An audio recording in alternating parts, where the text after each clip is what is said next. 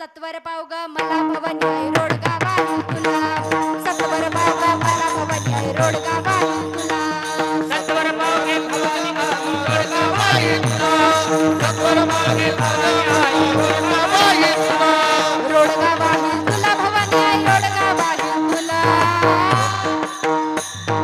रोडगा बाई तुला भवानी रोडगा बाई तुला रोडगा बाई तुला भवन्याय रोडगा बाई तुला रोडगा बाई तुला भवानी रोडगा बाई तुला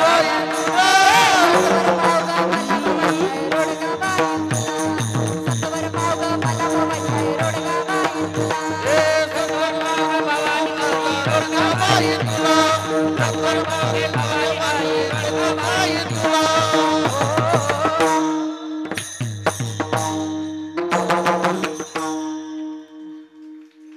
नंदाचं कार्ट किरकिर करत नंदाचं कार्ट किरकिर करत खरूज हो दे त्याला हे सत्वर पाव ग मला भवन्याय रोडगा बाई तुला सत्वर पाव ग मला भवन्याय रोडगा बाई तुला सत्वर पाव गे भवानी रोडगा बाई तुला सत्वर पाव गे भवानी रोडगा बाई तुला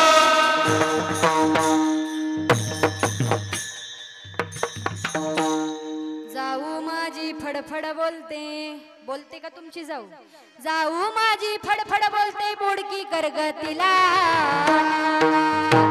ए सत्वर पाव ग मला भवन्याय रोडगा बाई तुला सत्वर पाव ग मला भवन्याय रोडगा बाई तुला सत्वर पाव गे भवानी रोडगा बाई तुला सत्वर पाव गे भवानी रोडगा बाई तुला एका जनार्दनी सगळीच जाऊ दे एका जनार्दनी सगळीच जाऊ दे एकटीच राहू दे मला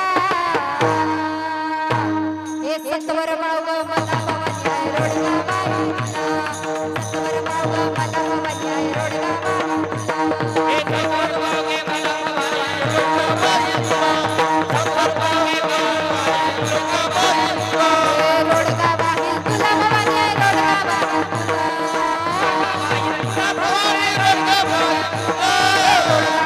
तुला भवन्याय रोडगा बाई तुला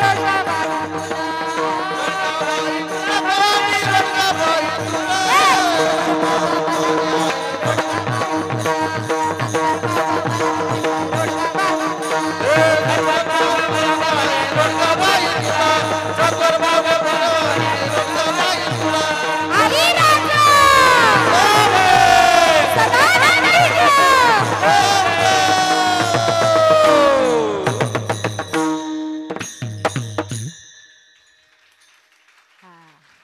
काय सांगितलंय सत्वर पाव ग मला भवन्याई रोडगा वाहील तुला म्हणजे एक सांगायचंय काय लहान भूत असलं ना त्याला काय लागतं तर रोडगा पानगा व्हायल्यानंतर ते कसं होतं शांत होतं आता त्याच्यापेक्षा मोठं भूत असेल तर त्याला किती पायाचं लागतं शेजारच्याच वाटुळ कर तुला 2 पायाचं देतो बरोबर की नाही आता त्याच्यापेक्षा मोठं भूत असेल तर त्याला किती पायाचं लागतं 4 पायाचं लहान भूताला रोडगा पानगा व्हायल्यानंतर ते शांत होतं त्याच्यापेक्षा मोठ्या भूताला 2 पायाचं लागतं त्याच्यापेक्षा मोठ्या भूताला 4 पायाचं लागतं मग व्यवहारातलं भूत एवढं मोठं आहे मग माझा पंढरपूरचा बाबा काही छोटा आहे का भूत जबर मोठे ग बाई भूत जबर मोठे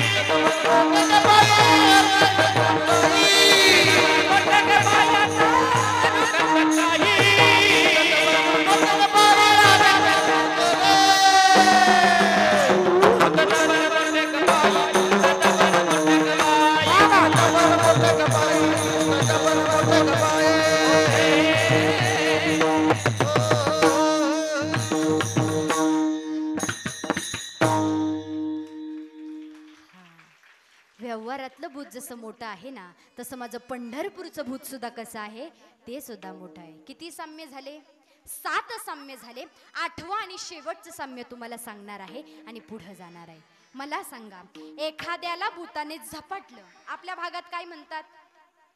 आता काही भागात झपाटलं म्हणतात, काही भागात लागलं म्हणतात, काही भागात झडपलं म्हणतात. ह्या भागात इकडं भूत लागतच नाही का?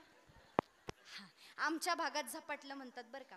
एखाद्याला भूताने झपाटलं तर आपण त्याला कुठे घेऊन जातो?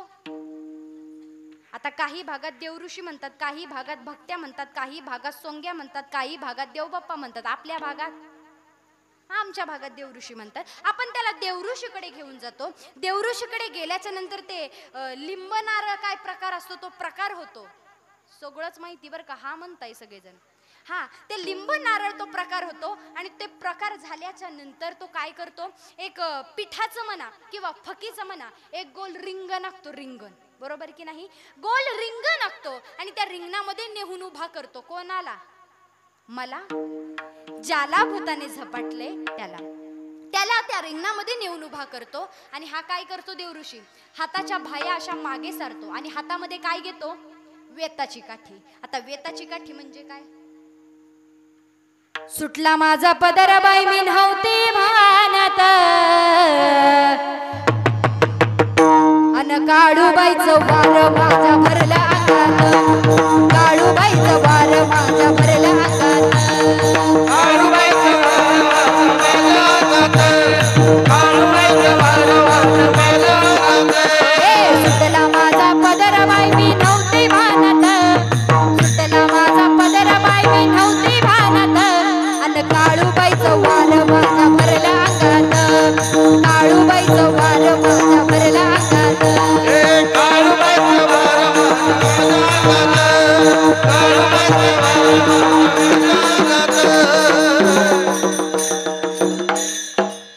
अनादि निर्गुण प्रकटली भवानी, ओह महिषासुर वरदाना लागुनी, त्रिविध तापाची करावया झाडणी, ओ त्रिविध तापाची करावया झाडणी, गायचा जोगवा जोगवा मागे न गायचा जोगवा जोगवा मागे न गायचा जोगवा जोगवा मागे न गायचा जोगवा जोगवा मागे न.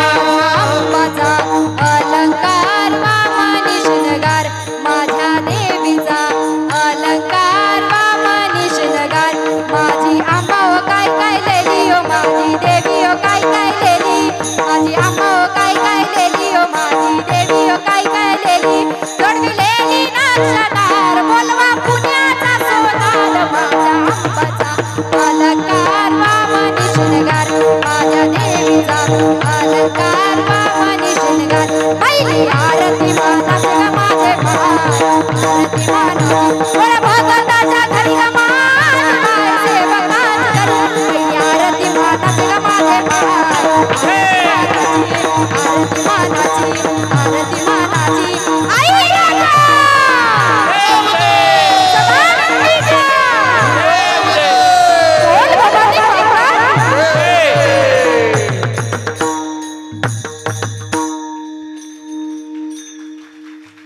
बघा विषय कुठून कुठे गेला. आता देवीची लय गाणी येतात बरं का, पण म्हणत बसले तर एखाद्याच्या अंगात यायचं, कीर्तनच बंद पडेल. आता काही जणांच्या खरंच अंगात येत असेल बरं का, तो त्यांच्या श्रद्धेचा भाग असेल, मला माहित नाही. पण काही जण नुसती नाटकं करतात. तो विषय बाजूला राहू द्या. आपल्याला काय सांगायचे, वेताची काठी म्हणजे काय, बरोबर की नाही? हा, वेताची काठी म्हणजे काय? अंगात आल्याच्या नंतर देवाला मारण्याकरता जी काठी असते तिचं नाव काय? वेताची काठी. मग तो देवऋषी काय करतो, हाताच्या भाया अशा मागे सारतो, हातामध्ये वेताची काठी घेतो, अशी खांद्यावरती टाकतो आणि काय करतो, रिंगणा भोवती फिरायला सुरुवात करतो. आहा आहा आहा चार पाच राऊंड मारतो आणि पुढे येतो आणि त्याला 2-4 तडाखे लावतो. कोणाला? मला. ज्याला भूताने झपाटले त्याला 2-4 तडाखे लावतो आणि काय म्हणतो, बोल तू कोण आहेस? झाडाला कसं कर, मोकळं कर, बरोबर की नाही? हा, मग ते काय म्हणतं रिंगणातलं, मी नाही सांगणार मी नाही सांगणार. मग परत देवऋषी काय करतो, वेताची काठी घेतो आणि रिंगणाभोवती फिरायला सुरुवात करतो. आहा आहा आहा आहा फिरतो आणि समोर त्याच्या येतो, त्याला 2-4 तडाखे लावतो आणि काय म्हणतो, बोल तू कोण आहेस? झाडाला कसं कर, मोकळं कर. आता ते जर कुलकर्णी असेल ना, कुलकर्णी म्हणजे कोण, रिंगणातलं ते कुलकर्णी असेल ना, ते काय म्हणतं, मी मोहम्मद भाई आहे.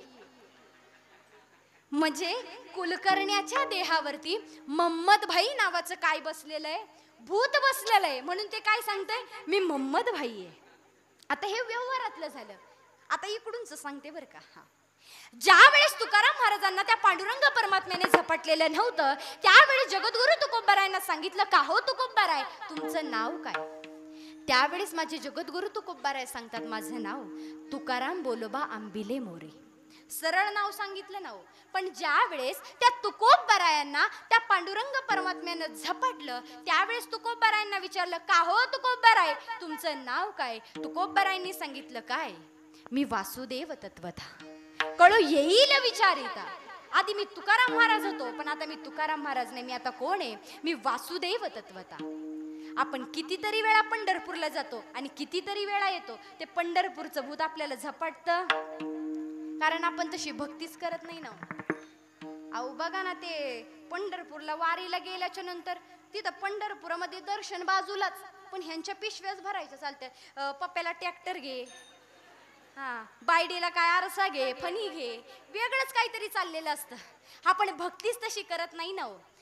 अहो माझे जगद्गुरु तुकोबाराय सांगतात, ते खेचरीचं रान आहे ना, तिथं गेल्यानंतर माणसाचं मन वेडं होऊन जातं. काय ती वारी असते हो. वार कोणता आहे, तारीख काय आहे, काही समजत नाही. कारण तिथं गेल्यानंतर माणसाचं मन कसं होतं, मन वेडं होऊन जातं. अभंगाचं दुसरं बहु खेचरी के